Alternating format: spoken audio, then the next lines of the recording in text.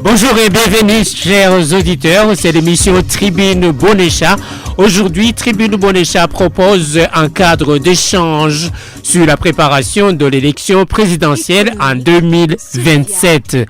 Ce scrutin qui sera organisé au lendemain d'une victoire écrasante du parti au pouvoir depuis 2005, le CNDD-FDD a remporté tous les sièges à l'Assemblée nationale.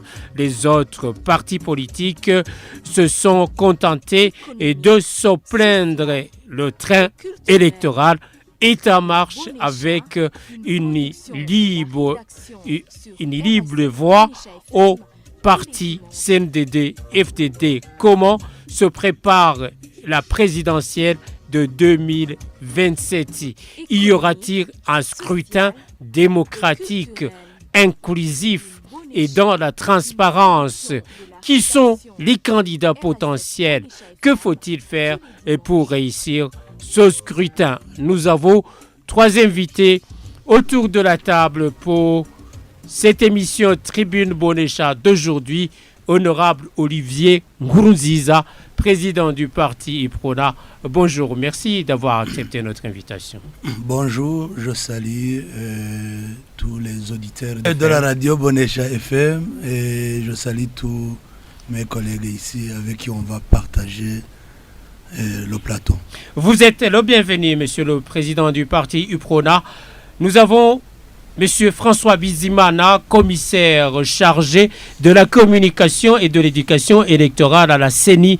Et bonjour, merci d'avoir accepté notre invitation. Bonjour, Monsieur Massengo. Je salue tous les auditeurs qui suivent cette émission Tribune Bonécha. Monsieur Léopold Hakizimana, secrétaire général du parti CNL, c'est à notre invité d'aujourd'hui pour cette émission Tribune Bonécha. Bonjour, merci d'avoir accepté notre invitation. Merci, monsieur le journaliste, de m'avoir invité. Je salue tout le monde, je salue tous les auditeurs et merci encore une fois. Vous êtes le bienvenu.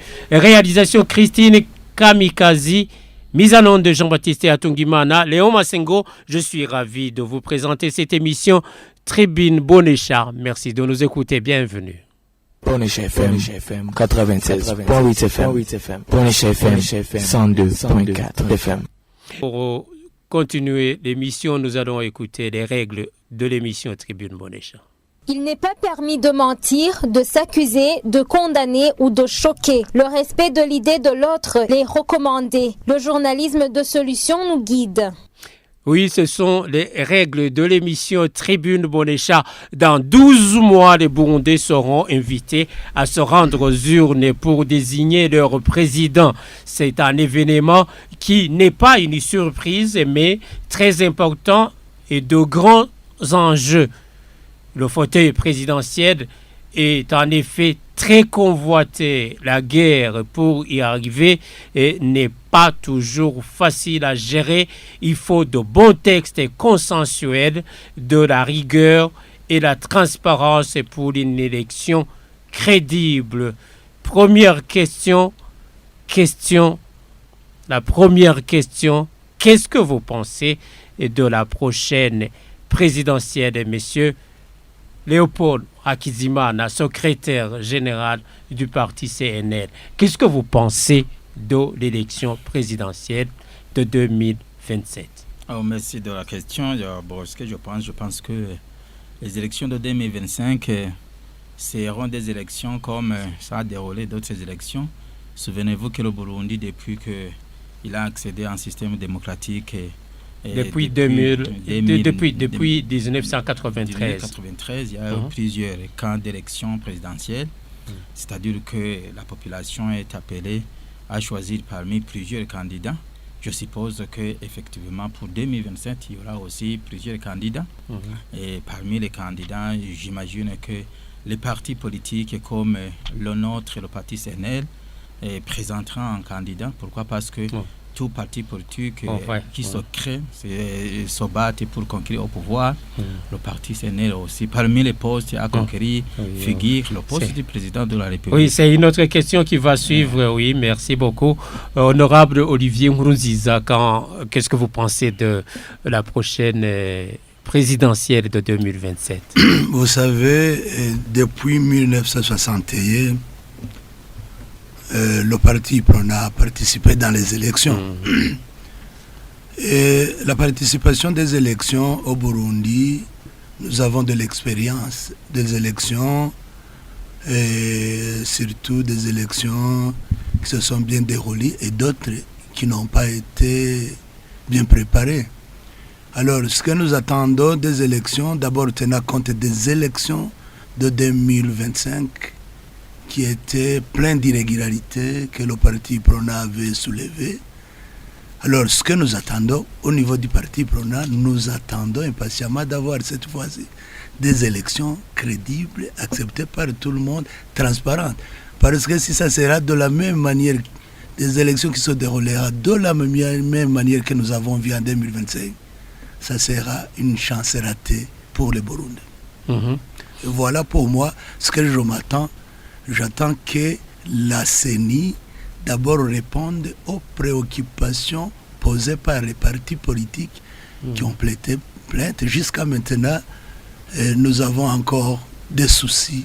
Sinon, les élections pour moi ont été soutenues par le parti PRONA, seront toujours soutenues. Mais organiser les élections, ça ne suffit pas.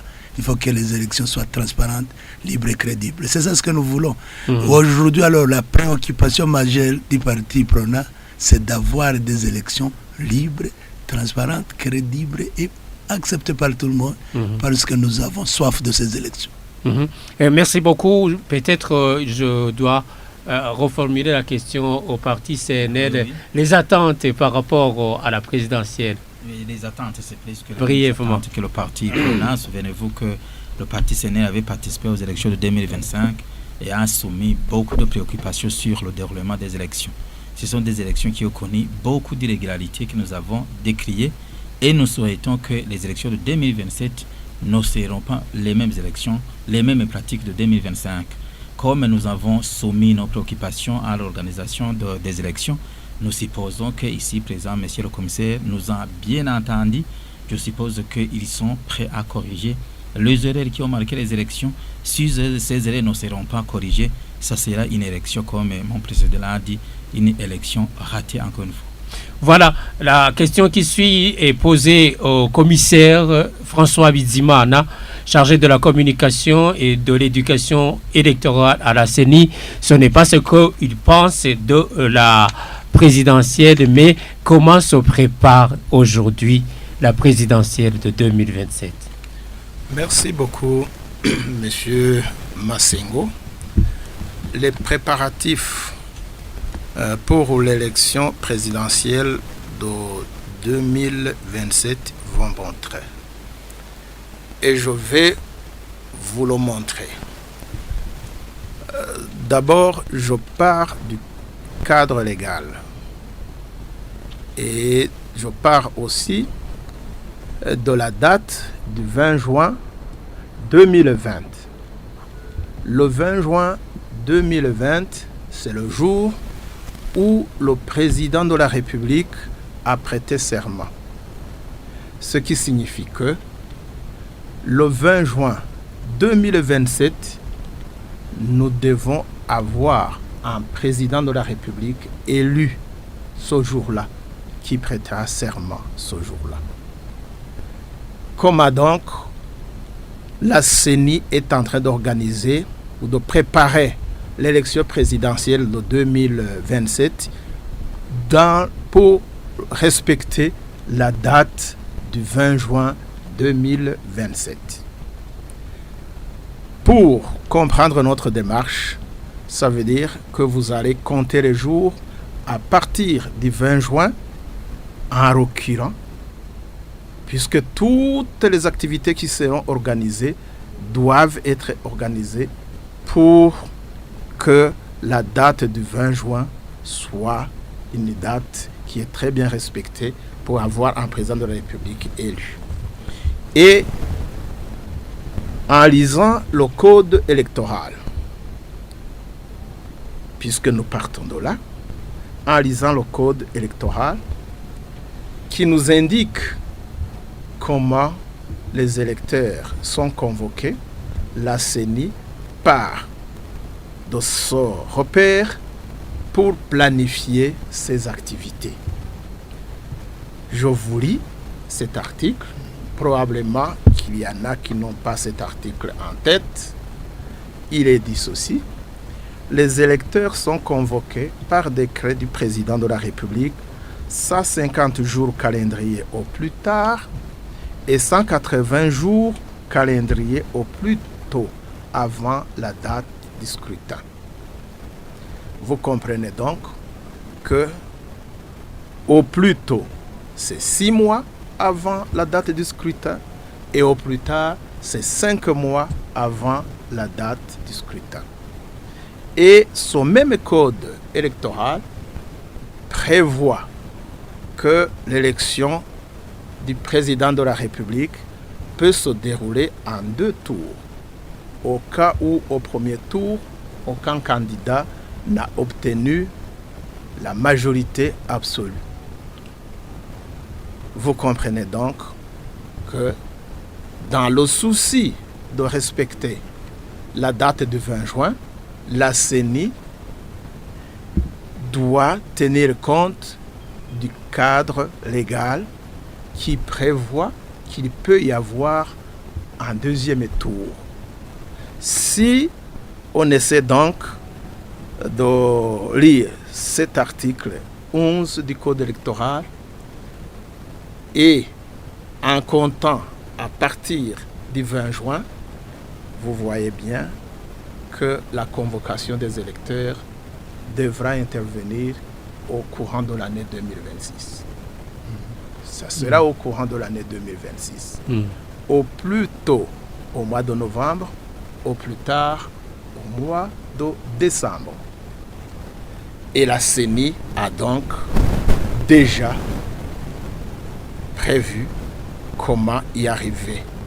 La première chose que la CENI a déjà faite, c'est que la CENI a déjà terminé l'identification de besoins et la budgétisation pour l'élection présidentielle de 2027. La CENI a aussi déjà élaboré le chronogramme des activités. Nous l'avons déjà. La CENI a déjà aussi élaboré le calendrier électoral que nous allons rendre public le moment venu,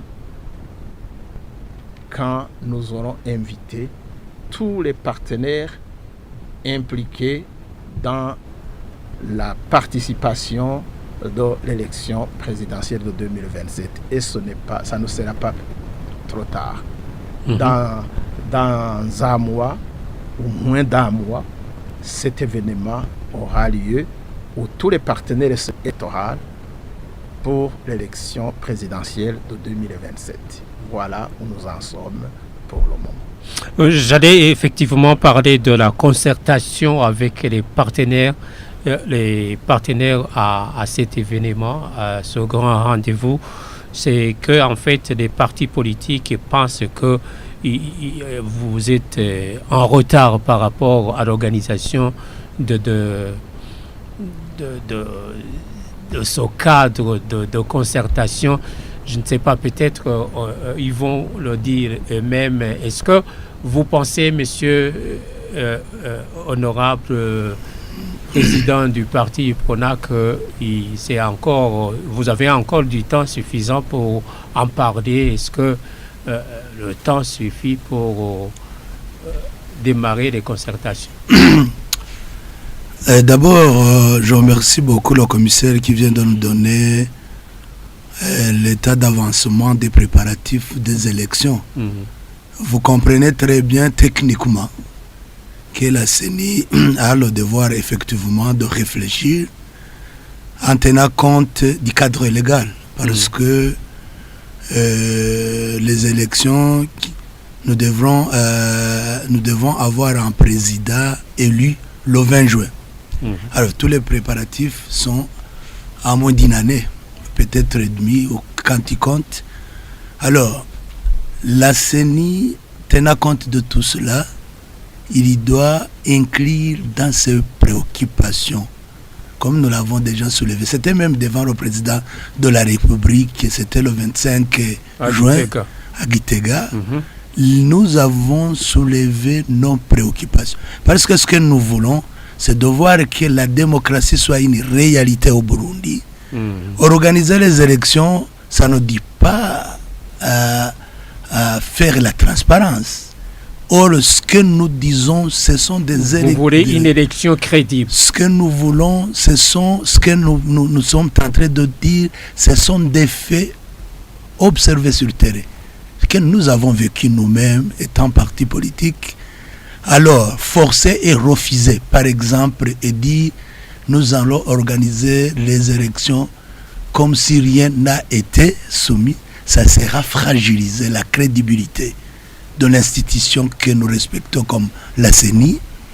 Il faut s'asseoir et écouter et techniquement nous montrer qu'effectivement que nos préoccupations ont été prises en compte. Par exemple, si nous avons montré techniquement que nos mandataires ont été dans certains bureaux refusés d'entrer, que même ceux qui étaient là n'ont pas eu vraiment le droit de faire une lecture correcte des voix. Quand nous avons, il y a eu d'intimidation, ça c'est vraiment une préoccupation très majeure et nous voulons des élections qui ne sont pas effectivement bousculées, seulement organisées et dire qu'ils parlent ou non. Cela risque d'amener des problèmes. C'est un aspect qu'on va développer dans notre émission, mais je voudrais que vous puissiez vous exprimer par rapport au calendrier électoral. Est-ce que par rapport au calendrier que le commissaire François vient de vous présenter, est-ce que par rapport aux activités aussi, est-ce que ça vous va, c'est bon? Au niveau du parti prenant, nous connaissons très bien le calendrier parce que le code électoral, nous en avons depuis longtemps. Nous sommes déjà dans la logique des élections depuis 2025. Pour moi, ce n'est pas question de calendrier, mais plutôt du processus crédible qui va nous donner effectivement, quand au moment nos électeurs vont exprimer leurs voix et que ces voix seront comptées. Mais participer dans les élections pour participer, ça dit quoi? C'est ça nos préoccupations. Aujourd'hui, notre préoccupation, c'est l'organisation des élections crédibles, acceptées par tout le monde. C'est pas seulement de nous dire calendrier. Calendrier, nous connaissons ça depuis longtemps. D'accord. C'est la même question au représentant, au secrétaire général du parti CNL. Vous, par rapport au calendrier électoral que vient de nous présenter le commissaire François, qu'est-ce que vous en pensez? Est-ce que ça vous va? Il vous va bien? Bon, le calendrier, c'est quoi? Il n'y a rien de nouveau. Ça se trouve dans le code électoral. N'importe qui peut lire et interpréter le code électoral. Vous pensez va trouver les mêmes résultats. Vous avancez. Et ce qui nous intéresse, ce n'est pas ça. Ce n'est pas ça. Pourquoi? Parce que même les élections de 2025, on avait ce genre de calendrier. On avait ce genre de chronogramme. Mais, comme l'a dit mon prédécesseur, nous avons soumis des préoccupations. Même sur l'application du texte légal. Le code électoral a été violé d'une façon flagrante par les services de la CENI. Je suis aujourd'hui très étonné qu'au niveau de la CENI, ils sont en train d'organiser les élections comme si rien n'était. Alors que nous avons soumis des observations, plusieurs observations, même devant le chef de l'État, même devant le président de la République. Et on nous a dit que ces genres d'observations seront tenues compte pour les élections futures. Mais vous voyez que la CENI aujourd'hui, c'est comme si cela n'a jamais eu rien. Parce que la première chose, on devrait d'abord inviter les partenaires électoraux, notamment les participants aux élections de 2025 qui se sont plaints, pour tout au moins penser à revue, expliquer cas par cas de toutes les observations que nous avons soumises pour voir si tel et tel a été, pourrait être corrigé ou ça a été peut-être une erreur, une exagération. Cela n'a pas été fait. La CENI n'a pas réuni ses partenaires pour analyser ces effets que nous avons jugés d'illégaux. C'est-à-dire quoi? Moi, je suis en train de voir que l'élection de 2027 risque de se dérouler comme celle de 2025 et ça sera encore une fois une chance ratée. Pourquoi? Parce qu'aujourd'hui, où devrait se faire le débat? Les élections, et ça dit quoi? Il faut y avoir le débat sur les organes d'organisation des élections. Pourquoi? Parce que nous avons vu que les grandes erreurs se sont déroulées sur les organes d'organisation. Je peux aller au sommet, la CENI. Comment maintenant nous avons besoin d'une CENI désormais? Le débat est sur table. Une CENI plus ou moins neutre. Une CENI neutre, c'est un arbitre. Un arbitre, même dans les compétitions sportives, ne peut en aucune façon provenir d'une partie parmi les joueurs. Pas du tout. Il faut une CENI discutée par les partenaires. Ça, c'est au sommet. Au niveau des démembrements de la CENI, ça devient plus grave encore. Ils ont violé flagrant le code électoral en mettant en place les membres des bureaux de vote. La loi, l'article 40 précise bel et bien que les membres du bureau de vote doivent être équilibrés politiquement, ethniquement et en genre. Mais vous allez voir ceux qui ont été les membres du bureau de vote, et c'est là où se déroulent les élections. Ils seront été des membres d'une seule partie. Je dois vous dire aujourd'hui, monsieur le journaliste et monsieur le commissaire, parmi les compétiteurs, on n'a jamais reçu une réponse sur quoi. Moi, je suis parti rire dans un bureau de vote, moi personnellement, sans parler de mes militants. Et on a compté 0. Qu'est-ce qui s'est passé? C'est quelque chose de mystique.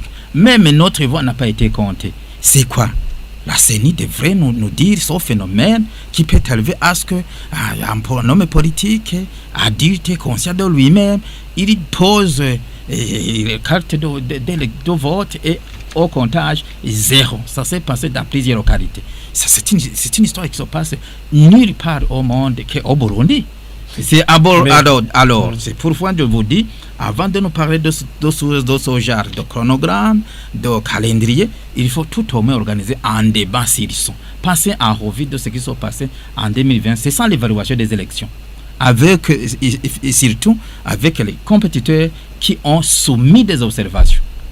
Mais monsieur Léopold Hakizimana, secrétaire général du parti CNL, le cadre légal des élections, et vous le connaissez très bien, ni la CENI, ni le président ne décident pas. C'est qu'il y a une procédure qui est connue, qui est prévue par le code électoral.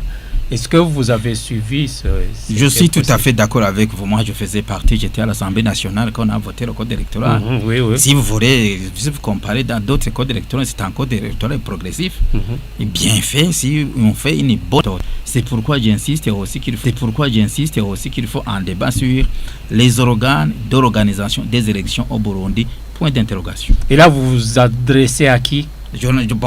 Comme c'est un membre de la CENI qui est ici, j'adresse à lui. Je sais que quand on a eu un débat à Gitega, les partis politiques ont adressé un message même au président de la République. Je suis certain que le président de la République a pu entendre qu'il y a des compétiteurs qui n'ont pas été satisfaits de la façon dont les élections se sont déroulées de 2025. Pour cette raison, je crois avoir entendu même de se dire que ces observations vont constituer de la base pour la bonne organisation des élections futures. C'est pour cette raison je réclame ce débat tout au moins avec la CENI, les organes de l'organisation, avec les partenaires électoraux ayant soumis des observations sur les élections de 2025. Nous allons demander au commissaire François Bizimana de réagir à tout ça. C'est une question. Je vais apporter des oui, c'est ça. En réagissant, vous allez apporter. En réagissant, vous apportez des éclaircissements. Au niveau du chronogramme que nous avons élaboré, c'est la première activité qui sera réalisée.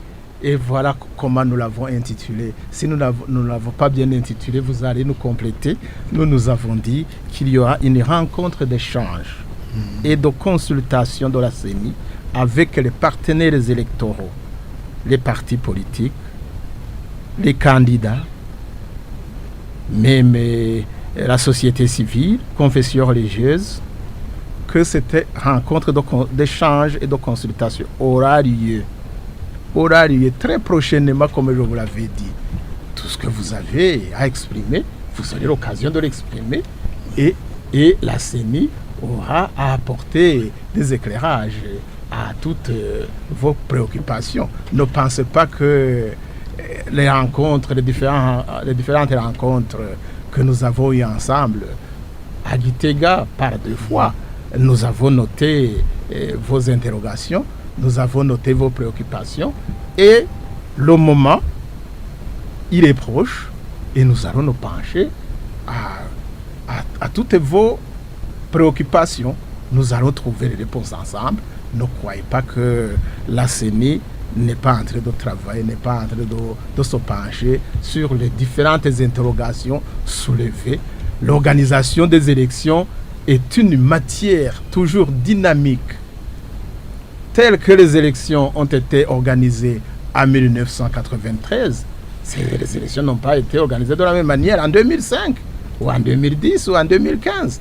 En 2027, l'élection présidentielle sera organisée de la manière avec laquelle nous serons convenus avec les partenaires électoraux. Nous pensons que vous êtes là pour collaborer avec la CENI, pour apporter des propositions concrètes que la CENI tiendra compte. La CENI ne peut pas avancer sans la participation ou les contributions de ses partenaires. Voilà ce que nous entendons faire très prochainement. Monsieur Léopold Hakizimana, vous l'avez dit, secrétaire général du parti CNL, vous allez participer à la présidentielle de 2027, vous l'avez dit. Bon, vous pouvez confirmer ça? Non, je ne peux pas confirmer avec exactitude parce qu'il y a encore du temps. Mais je n'ai pas consulté mes organes de décision, mais je vous ai dit que tout parti politique se crée, se développe dans le but de conquérir le pouvoir. Alors, le poste du président de la République, ça fait partie ça vous de son intéresse. pouvoir qu'il faut conquérir, ça nous intéresse. Mais en tant que secrétaire général du parti, je ne peux pas me prononcer en lieu et place des organes habilités du parti pour prendre une décision aussi forte que celle-ci. Il reste 12 mois. Est-ce que vous vous préparez? Comment vous êtes en train de vous préparer pour ce fauteuil présidentiel? Tout parti se prépare parce qu'à chaque fois, le parti consulte ses organes et fortifie ses bases, à la base au sommet, depuis les élections de 2025, même s'il s'agit des élections qui nous ont pratiquement choqués. Et nous avons, depuis lors, continué à organiser les organes du parti du sommet à la base. Nous faisons des activités quotidiennes. D'ailleurs, la fois passée, le parti a organisé une conférence de presse où il a montré ses positions face aux élections de 2027. Et qu'il s'agit de 2 positions. Par exemple, le parti effectivement demande un débat ouvert sur l'organisation des élections avant les élections de 2027. Un débat ouvert sur l'organisation des élections. Nous avons aussi souhaité une certaine inquiétude, même si ça fait partie de la loi, ça peut être revu ou retransformé sur la caution du candidat président semble être élevée, peut-être on va y arriver. Si vous pouvez être très précis, monsieur le secrétaire général du parti CNL, vous participez à la présidentielle ou vous ne participez pas? Je vous ai dit, cette décision est prise par les organes du parti. Nous avons un bureau politique qui prend cette décision. On n'a pas encore réuni sur la question. Mais ce que je vous dis, on se prépare sur toute activité politique qui se prépare dans notre pays. À 12 mois, vous n'êtes pas encore, vous ne vous êtes pas encore prononcé. On va donner la parole au président du parti UPRONA, honorable Olivier Nkurunziza. Vous participez à la présidentielle de 2027? Pour moi, je pense que je l'ai dit, le parti UPRONA en aucun cas n'a jamais refusé de participer dans les élections.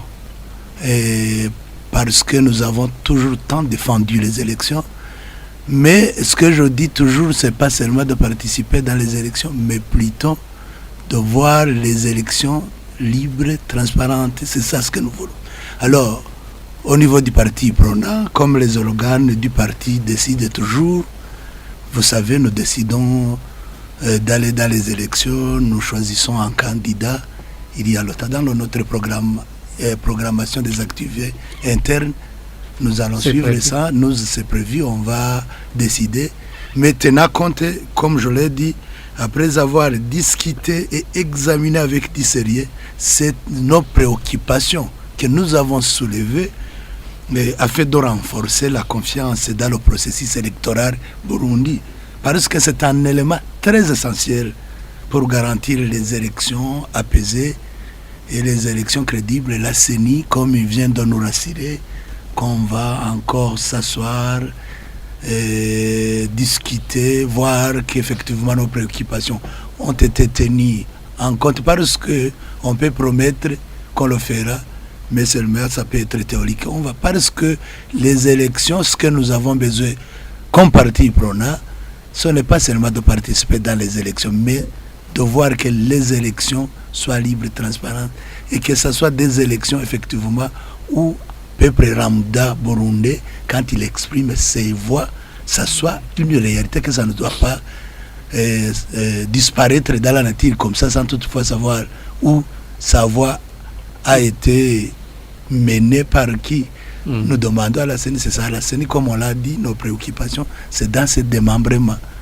Les démembrements que nous avons critiqués, la CENI est l'arbitre principal. Il doit toujours nous montrer et effectivement nous garantir que nos membres vont participer dans les élections de façon libre et qu'une fois exprimée, une voix exprimée sera comptée comme nous le souhaitons. Alors, pour moi, les organes habilités comme les partis politiques s'organisent.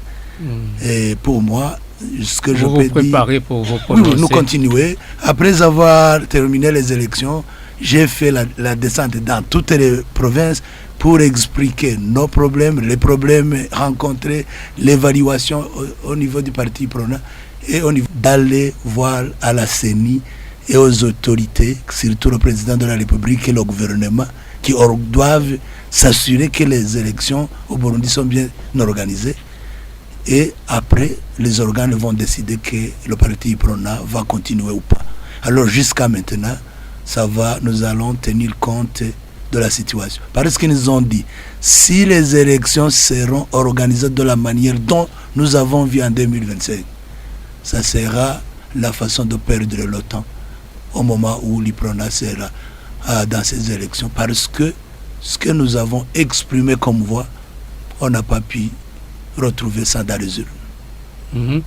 Alors, honorable Olivier Nkurunziza, vous parlez des élections libres, transparentes, démocratiques, inclusives.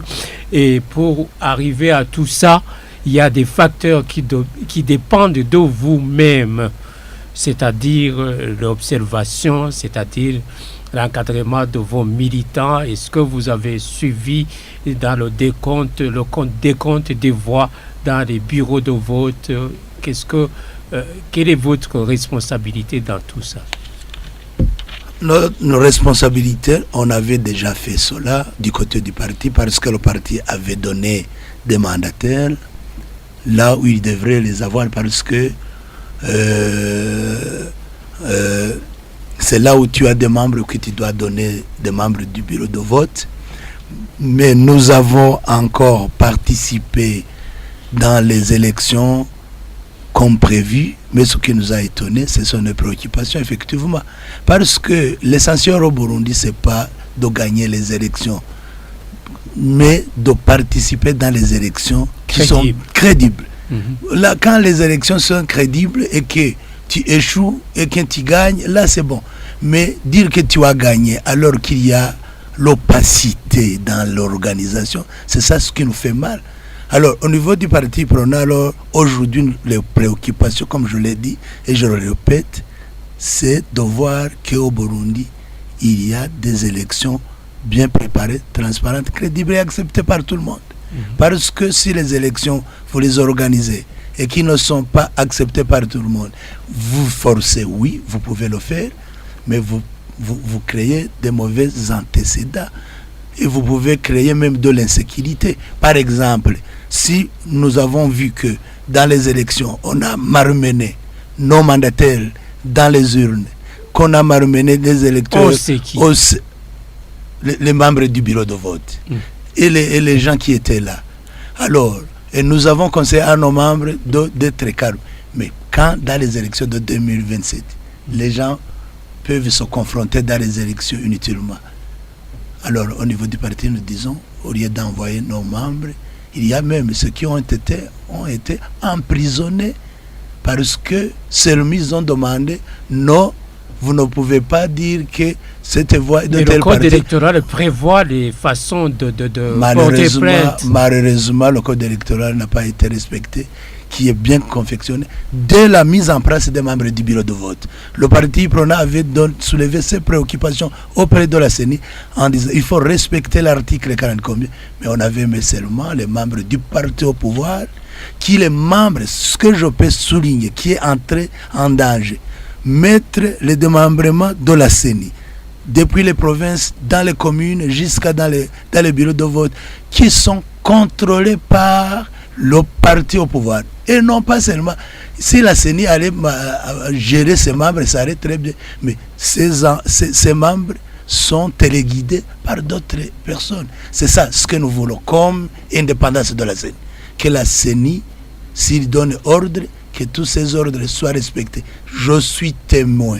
Au moment où la CENI avait donné l'ordre que les membres du bureau de vote soient inclus, soient totalement, on tient compte de l'article, cela n'a pas été respecté, alors que la CENI avait dit cela, et je me suis posé la question, pourquoi les membres de la CENI, au niveau des provinces, ne peuvent pas respecter l'ordre donné par la CENI au niveau national? C'est au moment où j'ai constaté que ces gens sont téléguidés et manipulés par des hommes politiques, parce que ces membres proviennent seulement du parti au pouvoir, et dans un cas, ils écoutent seulement les ordres venus au niveau du permanence de ce parti. C'est la raison pour laquelle le parti prône aujourd'hui dit, si cela continue, ça va causer des problèmes dans l'avenir du pays. Nous l'avons vu dans les sous-régions.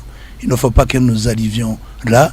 Il faut que le pays soit un pays qui doit essayer de gérer les crises qui ne sont pas causées par les élections, mais peut-être d'autres crises, catastrophes et autres, mais pas des crises qui peuvent provenir des élections.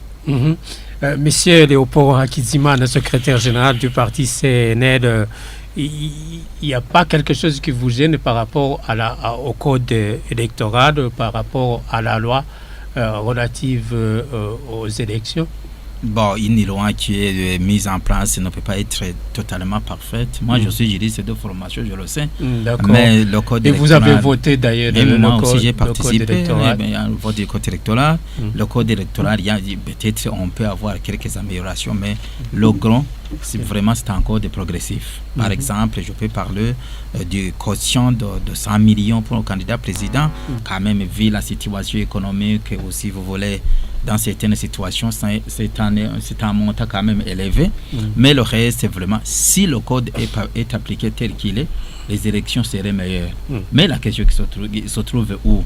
Il y a la CENI au sommet, l'équipe de la CENI au sommet. Si vous voulez même, pratiquement, d'apparence, on travaillait bien avec la tête de la CENI, le sommet, l'équipe.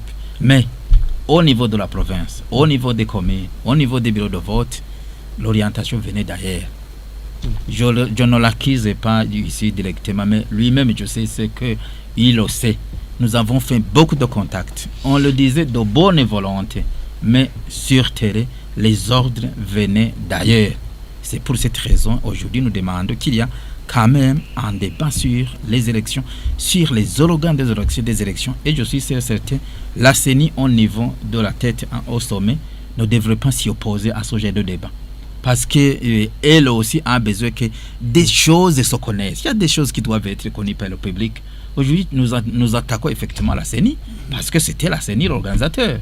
Et mais on sait très bien qu'en certains moments, ça a allé jusqu'au-delà de la CENI. La mise en place des membres du bureau de vote. Nous savons d'où venaient les listes.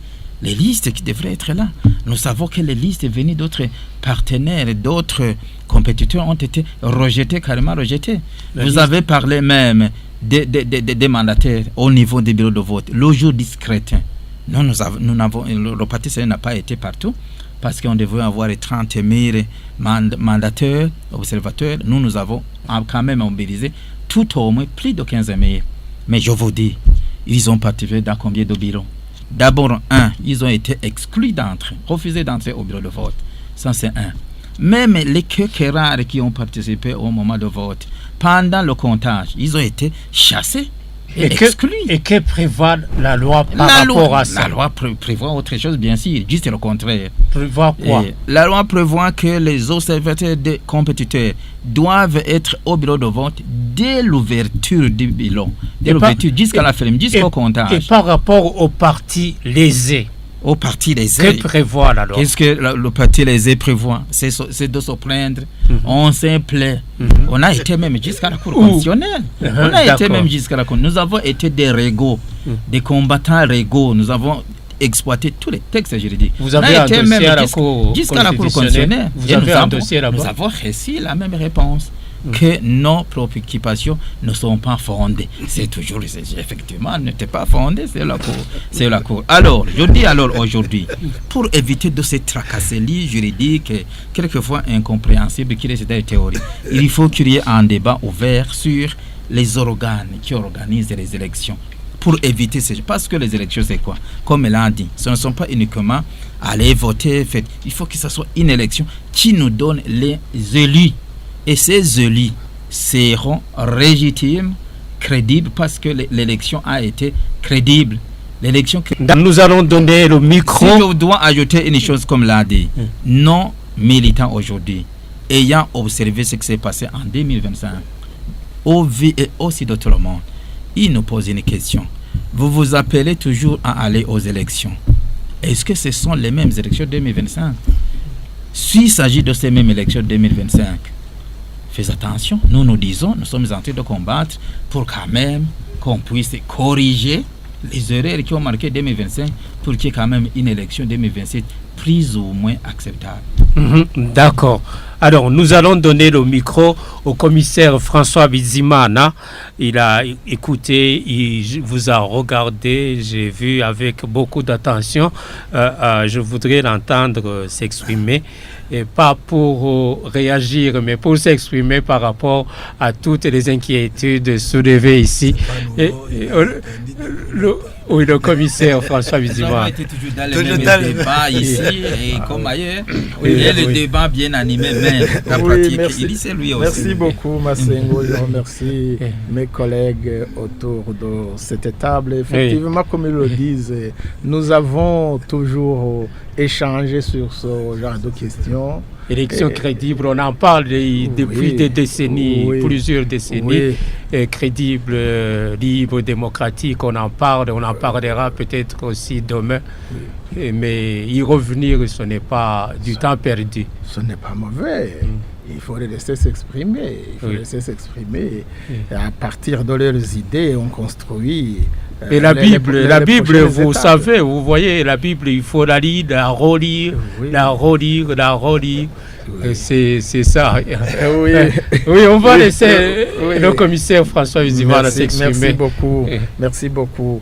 Ils ont beaucoup parlé des élections de 2025. C'est le droit, ils ont raison. Nous avons organisé ces élections, ils ont participé dans ces élections, ils ont relevé des faiblesses, et ils ont oublié de mentionner aussi les forces. Qu'ils ont pris acte des résultats aussi. Ils ont pris acte. Dernièrement, ils ont pris acte à Gitega.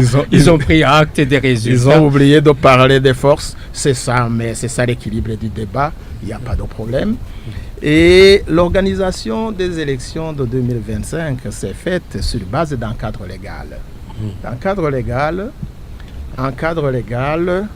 mis en place par les institutions, mais après avoir dialogué avec les différents partenaires, à ma connaissance. Ils ont dit que là où ils n'ont pas été satisfaits, qu'ils ont porté plainte devant les institutions compétentes. Oui, nous avons été informés qu'ils ont été même jusqu'à la Cour constitutionnelle. Les arrêts ont été rendus. Quand un arrêt de la Cour constitutionnelle est rendu, je suis avec le juriste l'honorable Léopold. Ça s'impose à tout le monde. L'honorable Léopold. Je ne peux pas m'éterniser sur ça. Un arrêt de la Cour constitutionnelle, c'est un arrêt, ils ont reçu les réponses à leurs préoccupations. Et nous aussi, nous avons pris acte des décisions rendues par la Cour constitutionnelle. Je pense qu'il en est donné le côté. Mais à partir des constats, comme ils l'ont dit, et comme je l'ai déjà même annoncé, dans une vie d'une nation, même en matière électorale, je vous ai dit que la société est dynamique. Quand la société est dynamique, nos pensées aussi doivent être dynamiques. Nos décisions aussi doivent être dynamiques. J'ai dit qu'il y aura une rencontre d'échange et de consultation avec les différents partenaires. À partir des faits du passé, nous allons dialoguer, nous allons échanger pour jeter les bases d'une organisation de l'élection présidentielle de 2027. Que nous nous plaignions ou pas qu'il s'est passé comme ça, là où la Cour constitutionnelle a déjà décidé, on n'y pourra rien. Vous avez reçu la réponse, nous avons reçu les réponses et nous aussi. Préparons les prochaines étapes. Je pense que c'est la raison de notre invitation ici pour préparer et bien préparer l'élection présidentielle de 2027 en partant du cadre légal aujourd'hui en vigueur dans notre pays. Je dis bien en partant du cadre légal en vigueur dans notre pays. Ils disent, ils ont développé certaines choses en rapport avec l'observation électorale, avec le rôle des mandataires. Je vais dire une chose, un fait vécu. Donc quelqu'un qui m'a appelé au téléphone le jour du scrutin, disant... Le dernier scrutin. Le dernier législatif. Oui, il m'a appelé au téléphone. D'ailleurs, il n'était pas seul. J'ai été appelé par deux partenaires. Un parti politique, un autre, un responsable de la société civile. Il a dit, je viens d'être informé que... Moi, je lui ai dit, c'est où? Là où on les a fait sortir. Il m'a dit que c'est à Kanyosha, à l'école primaire de Kanyosha. J'étais à moins de 50 mètres de l'endroit dont parlait cette personne. Et j'étais avec deux journalistes qui participaient dans la synergie des médias. Je lui ai dit, monsieur, est-ce que vous êtes sûr de ce que vous êtes en train de dire? Il a dit, je suis sûr à 100%. Je lui ai dit, est-ce que je peux vous passer le téléphone pour que vous puissiez échanger avec deux journalistes qui participent dans la synergie des médias? Il a dit oui. Ils ont échangé. Ils lui ont très bien dit que les mandataires et les observateurs sont bel et bien dans la salle. Je ne me suis pas arrêté là. Je lui ai dit, messieurs, vous voulez que cet élément soit retransmis en direct, en synergie des médias? Il m'a dit, non, je viens d'échanger avec les journalistes, j'ai bien compris. J'ai bien compris que j'avais reçu une fausse information. Je ne dis pas que il ne peut pas y avoir ici ou là des irrégularités, un manquement, mais il faut aussi bien vérifier les déclarations que vous recevez de ceux-là que vous avez désignés comme mandataires ou observateurs. C'était à Kanyosha, à Kinanira, ça a été la même chose. Et je me suis directement rendu à cet endroit. Moi, j'ai trouvé les mandataires et les observateurs bel et bien installés dans la salle. Ils étaient dans la salle. Monsieur le journaliste, il y a aussi quelqu'un qui a déclaré sur la voie des ondes des radios internationales. Il a dit: moi, j'ai voté. Je disposais d'une voix. Mais au moment du décompte, j'ai trouvé 0 voix. C'était un président d'un parti politique. Moi, je l'ai appelé au téléphone après avoir fait cette déclaration. J'ai dit: vous avez voté dans quelle commune et pour quelle liste? Et en faveur de quelle liste? Il y a différence internationale. Ce que je veux vous dire, ce que je vais révéler à mes collègues ici, cette personnalité, président d'un parti politique, il n'avait présenté de liste dans aucune commune du pays. Dans aucune commune du pays. Mais curieusement, il disait qu'on lui a volé des voix. Est-ce qu'on peut vous voler des voix là où vous n'avez pas présenté de liste? Mais pourtant, la communauté nationale a écouté, a consommé l'information.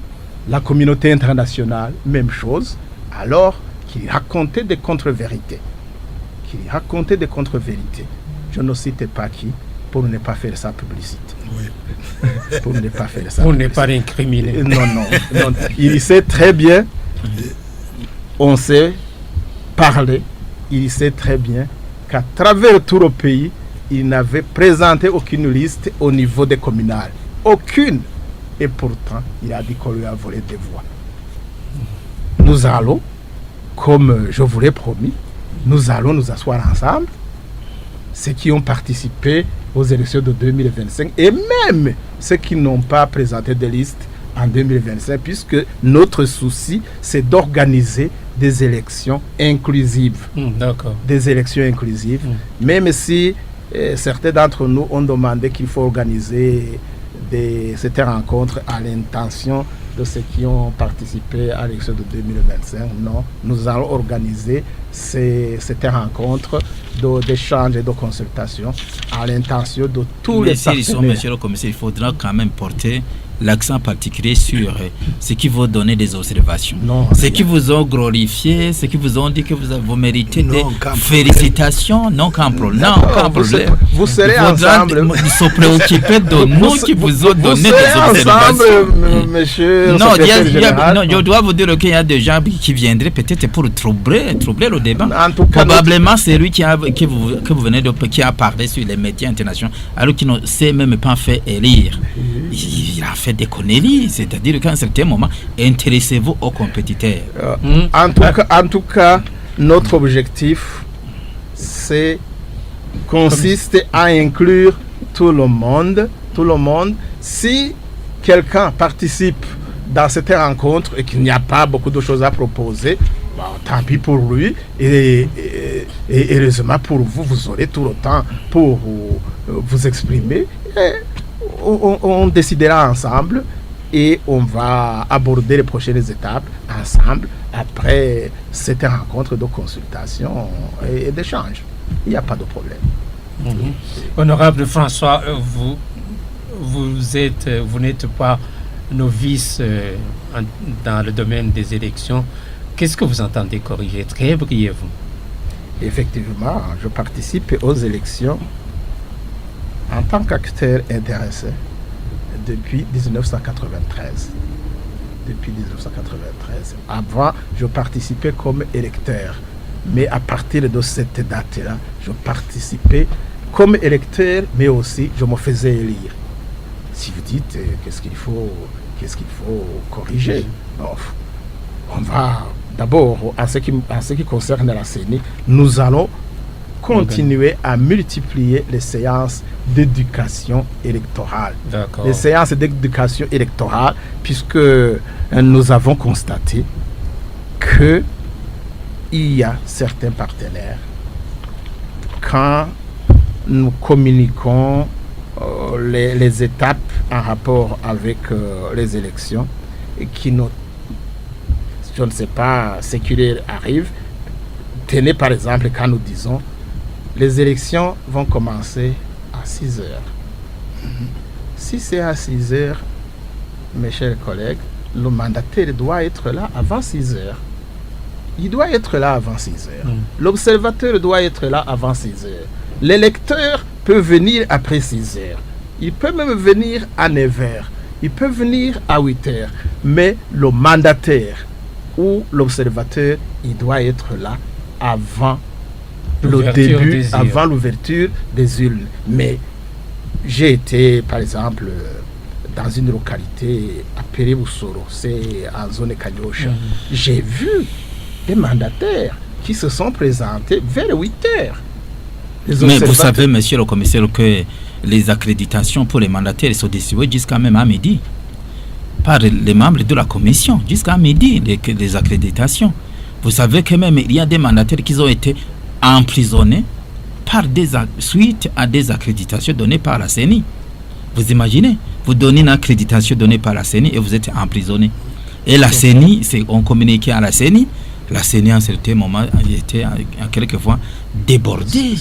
Il y a des mandataires qui ont passé toute la journée en prison suite à l'accréditation donnée par la CENI. Si vous m'aviez laissé continuer, oui, je vous laisse continuer. C'est pour vous dire qu'à un certain moment, je vous disais que, comme nous sommes en train de faire le débat pour nous corriger, il faut savoir que chez vous...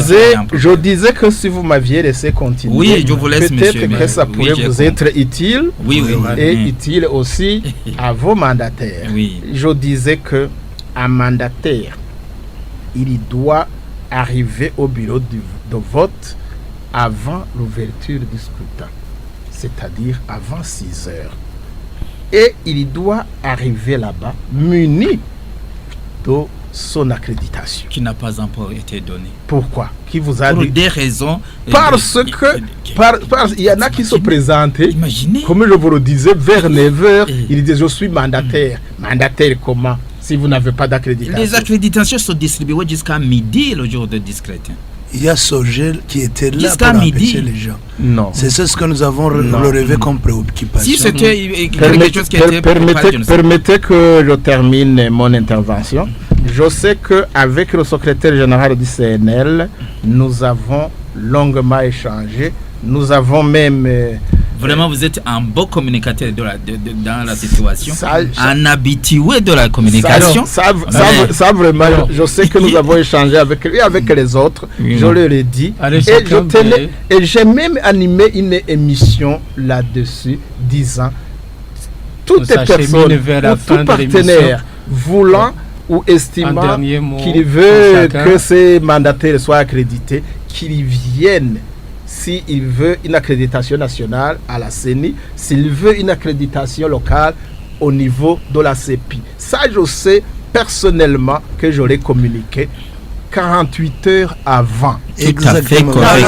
Malheureusement, au niveau des CEPI, ça n'a pas été fait. Ils n'ont pas. Au niveau de la CENI, effectivement, nous avons toutes les accréditations. Mais au niveau provincial, même dans les commissions. Chacun peut donner sa dernière. Même pour l'élection qui va venir, venez à la CENI. On va continuer à bien collaborer et, comme je le disais, vérifier si vos mandataires disposent des accréditations au moins 48 heures avant. S'il y a un problème, n'hésitez pas à nous le communiquer pour que nous puissions lever toutes sortes d'ambiguïtés. Nous sommes là pour jusque dans les CEPI, dans les CECI. Bien sûr, jusqu'au bureau de vote. Merci beaucoup. Au moment que le temps imparti à l'émission touche à sa fin, voilà, c'était l'émission Tribune Bonécha. Nous avons parlé de la préparation de la présidentielle de 2027. Nous sommes appelés à organiser de bonnes élections, des élections crédibles, plus crédible que celles organisées dans le passé. Merci beaucoup, honorable Olivier Nkurunziza, d'avoir participé dans l'émission Tribune Bonécha. Merci beaucoup de nous avoir invités. Je suis très content que le commissaire de la CENI nous a promis qu'on va faire une réunion pour que nos préoccupations ne peuvent pas trouver une solution ici. Dans les mais je vous pense allez que continuer. Dans le débat, c'est là où on va faire. Sinon, ce que nous retenons en tête est que si les élections restent de la même manière qu'en 2025, ça sera inutile d'y participer. Oui, Léopold Akizimana, secrétaire général du parti CNL, merci beaucoup d'avoir participé dans l'émission Tribune. Merci, je suis ravi de la communication du commissaire, nous disant qu'il y aura un débat sur les élections, l'organisation des élections. Et comme mon prédécesseur l'a dit, si les élections restent vraiment type élection 2025, le peuple dira non aux élections. On va prendre d'autres mesures, peut-être pour la reconduction des dirigeants, mais les élections seront considérées comme inutiles. La radio Bonécha est aussi ravie de vous avoir ici autour de la table pour parler de la préparation de l'élection présidentielle de 2027. Merci beaucoup, commissaire François Bizimana, d'avoir participé dans l'émission Tribune Bonécha. Merci beaucoup pour m'avoir invité. Je termine toujours en tranquillisant mes collègues. Les élections seront bien organisées, comme nous les avons bien organisées en 2025.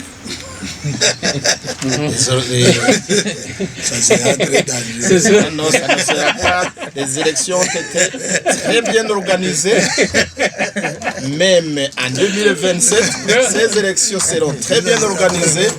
Et à mon collègue qui dit qu'il envisage de recourir à d'autres méthodes pour mettre en place des institutions, nous privilégions toujours et nous enseignerons toujours la voie des urnes. Ces autres voies, mon cher ami Léopold, nous pensons que les Burundais ont pris déjà une option et ils iront bien consigner dans leur constitution, c'est l'accession au pouvoir par la voie des urnes. Merci beaucoup. Il est bon le Burundi et il doit être paisible. Le Burundi doit être aussi un modèle dans l'organisation des élections crédibles. Merci beaucoup à vous tous qui avez suivi l'émission Tribune Bonécha. Mise en onde de Jean-Baptiste Atungimana, réalisation Christine Kamikazi. Léon Massengo, c'était un plaisir d'être avec vous. Merci, bon dimanche. Au revoir.